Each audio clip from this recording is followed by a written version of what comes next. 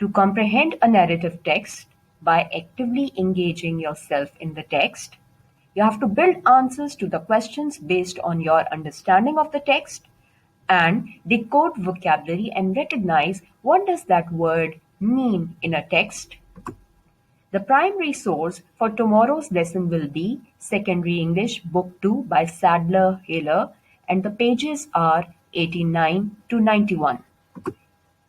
Now, in order to have a good grasp over a comprehension passage, you have to analyze, interpret, and explain what you have read. For example, what ideas you can add to. Do you agree or disagree? Why or why not? What might happen if, and what do you think he or she felt? What effect has been created in the text with a particular word? Now, the strategies to approach a text for comprehension include skimming the text for important points in the text, getting into guesswork by reading between the lines, and scan the text for important information in the text and answer the questions based on evidence. You have to connect the repeated or common words and phrases to find out the purpose of the text.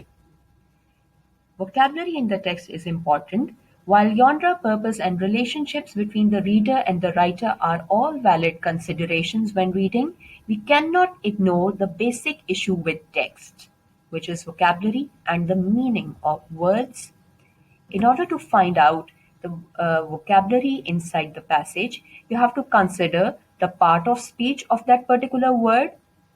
Find out what the root word is because it will take you to the meaning, and break down the sentence into its parts. You can search for clues around the word, for example, synonyms, antonyms, prefix, and suffix. You have to think about the positive and the negative connotations which can lead you to the meaning of the word. The definitions may come in handy and it provide you with the best idea about the word which you can rely on. Now, let me tell you about the background of the text. There was a boy named Luke who was found inside a dungeon. He found a large rancor inside the dungeon and he, along with his guards, at first tried to hurl shots at the rancor, but they were of no use.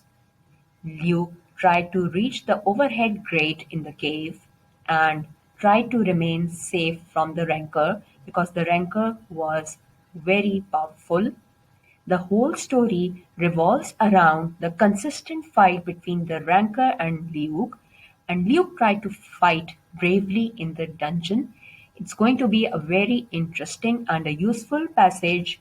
So, in order to learn more about the passage, please join us tomorrow in the Meet session. Thank you.